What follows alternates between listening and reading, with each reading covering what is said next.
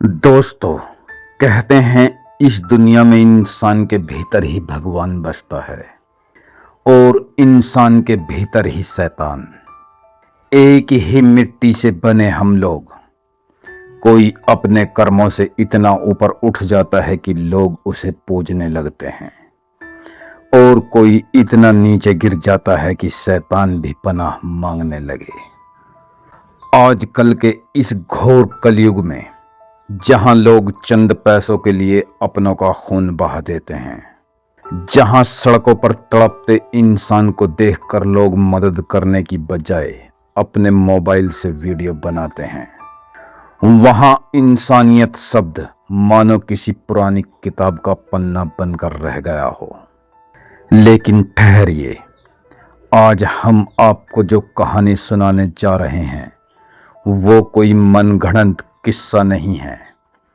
यह उत्तर प्रदेश के महाराजगंज की एक ऐसी सच्ची घटना है जिसे सुनकर शायद आपकी आंखों से आंसू छलक पड़ेंगे।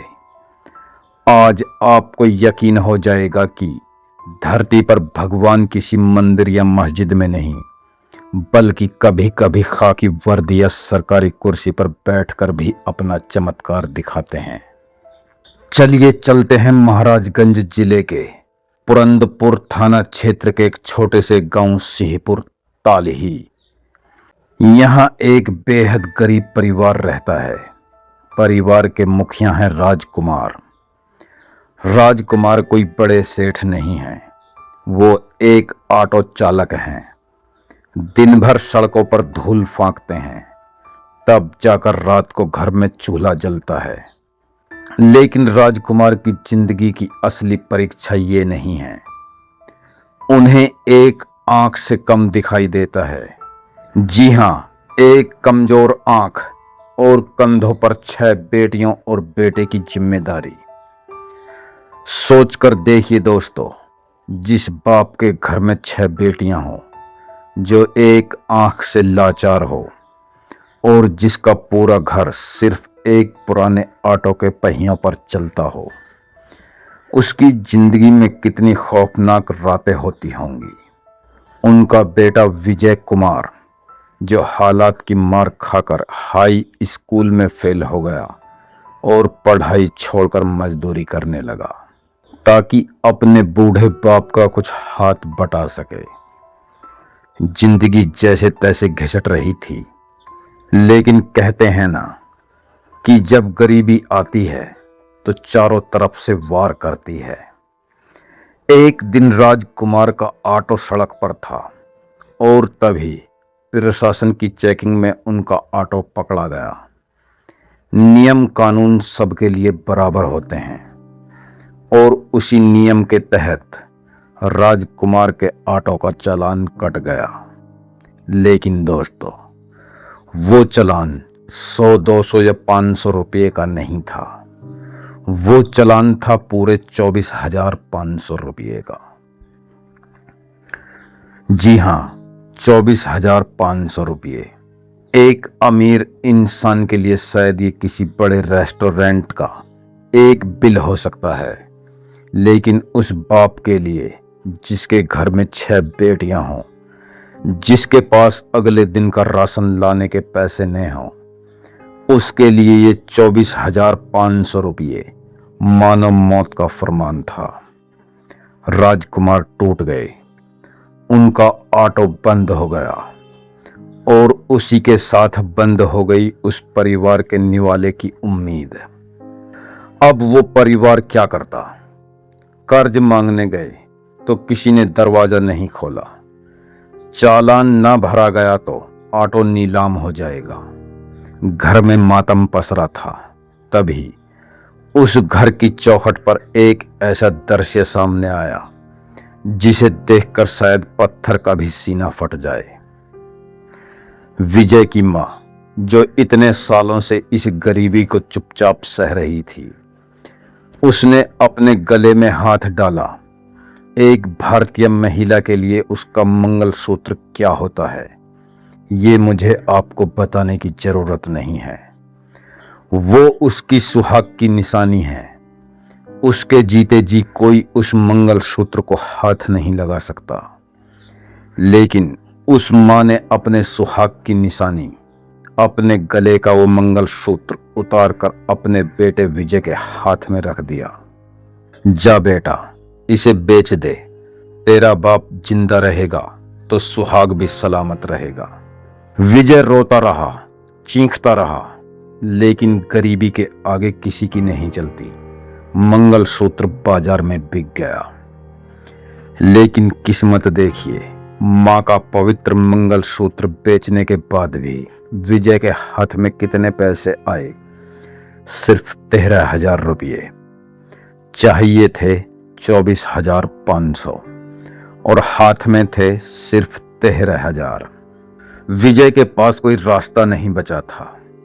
वो उन्हीं 13,000 रुपयों को अपनी मुट्ठी में भींचे कांपते कदमों से महाराजगंज के ARTO कार्यालय की तरफ निकल पड़ा। उसे लगा कि शायद वो साहब के पैर पकड़ लेगा, उनके सामने गिड़गिड़ाएगा, अपनी 6 बहनों की दुहाई देगा तो शायद वो बड़ा अफसर मान जाए। लेकिन हम सब जानते हैं कि सरकारी दफ्तरों के नियम चलते हैं, जज्बात नहीं। विजय दफ्तर में पहुंचा, सहमा हुआ, डरा हुआ, एक कोने में खड़ा होकर बस रो रहा था। उसी कार्यालय में अपनी कुर्सी पर बैठे थे महाराजगंज के ARTO श्री RC भारती जी, एक बेहद ईमानदार और सख्त अधिकारी। उनकी नज़र उस कोने में खड़े मैले कुचले कपड़ों में सुबकते हुए विजय पर पड़ी। आम तौर पर बड़े अफसर इन चीज़ों को नज़रअंदाज कर देते हैं, लेकिन भारती जी के सीने में जो दिल धड़क रहा था वो किसी अफसर का नहीं, एक सच्चे इंसान का था। उन्होंने अपने कर्मचारी को भेजकर उस रोते हुए लड़के को अपने पास बुलवाया। क्या हुआ बेटा, रो क्यों रहे हो? अफसर की शांत आवाज सुनकर विजय फूट फूट कर रोने लगा। उसने कांपते हुए स्वर में अपनी पूरी कहानी सुना दी। उसने बताया कि कैसे उसके पिता एक आंख से लाचार हैं, कैसे घर में 6 बहनें हैं, कैसे 24,500 का चालान कटा और कैसे उसकी माँ ने अपना मंगलसूत्र बेच दिया। फिर भी सिर्फ 13,000 ही जमा हो पाए हैं। साहब हमें छोड़ दीजिए, हमारे पास और पैसे नहीं हैं। पूरी बात सुनने के बाद ARTO RC भारती के चेहरे पर सन्नाटा छा गया। वो कुछ पल के लिए खामोश रहे। दफ्तर में मौजूद सब लोग सोच रहे थे, अब शायद ये अफसर इस लड़के को डांट कर भगा देगा या पुलिस बुला लेगा। लेकिन अगले ही पल जो हुआ, उसने वहां मौजूद हर इंसान की आंखों में आंसू ला दिए। भारती जी ने विजय के हाथ में वो 13,000 रुपये वापस कर दिए और कहा, ये पैसे अपनी माँ को वापस दे देना और उनका मंगलसूत्र छुड़वा लेना।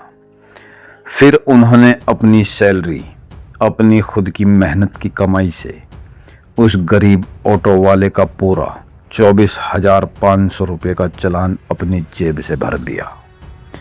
जी हाँ दोस्तों, आपने बिल्कुल सही सुना। एक सरकारी अफसर ने एक अनजान गरीब का चालान अपनी जेब से भरा। बात यहीं ख़त्म नहीं हुई। उस फरिश्ते ने अपनी जेब से ही उस ऑटो का इंश्योरेंस भी करवाया ताकि भविष्य में इस गरीब परिवार को कोई दिक्कत ना हो। जब भारती जी को पता चला कि विजय हाई स्कूल में फेल होने के कारण मजदूरी कर रहा है तो उनका दिल और पसीज गया।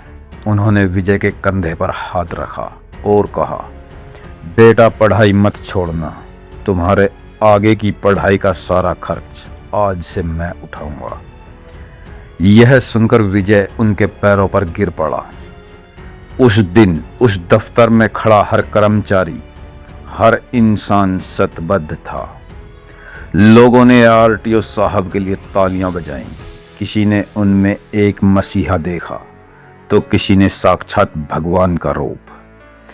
जब मीडिया वालों को इस बात की भनक लगी और वो ARTO RC भारती जी के पास इंटरव्यू लेने पहुंचे, तो इस महानायक की विनम्रता देखिए। उन्होंने कैमरे के सामने कोई बड़ा भाषण नहीं दिया। उन्होंने बस मुस्कुराकर इतना कहा, मैंने बस उसकी पीड़ा सुनी और वो मुझे वाजिब लगी, बस इसलिए मैंने जुर्माना भर दिया। वाह रे इंसान, कहाँ तो लोग 10 रुपये का दान करके 100 तस्वीरें खिंचवाते हैं और कहाँ इस इंसान ने किसी की उजड़ती हुई दुनिया बसा दी और श्रेय तक नहीं लिया। दोस्तों, RC भारती जी जैसे अधिकारी इस बात का सबूत हैं कि जब तक ऐसे लोग इस दुनिया में जिंदा हैं, इंसानियत कभी मर नहीं सकती। आज के इस दौर में जहां लोग सिर्फ खुद के लिए जीते हैं, वहां इस अफसर ने एक गरीब की मां का मंगलसूत्र वापस उसके गले तक पहुंचाया है। हम हमारे चैनल की तरफ से ARTO RC भारती जी को सत सत नमन करते हैं। अगर आपको भी इस कहानी ने अंदर तक झकझोर दिया है और आपको लगता है कि देश को ऐसे ही अधिकारियों की ज़रूरत है, तो इस वीडियो को इतना शेयर करें कि यह कहानी देश के हर एक नागरिक, हर एक नेता और हर एक अधिकारी तक पहुंचे। कमेंट्स बॉक्स में ARTO साहब के लिए जय हिंद या सच्चा हीरो जरूर लिखें। अगर आपको यह वीडियो पसंद आया हो तो वीडियो को लाइक और हमारे चैनल को सब्सक्राइब करना न भूलें। मिलते हैं अगली वीडियो में।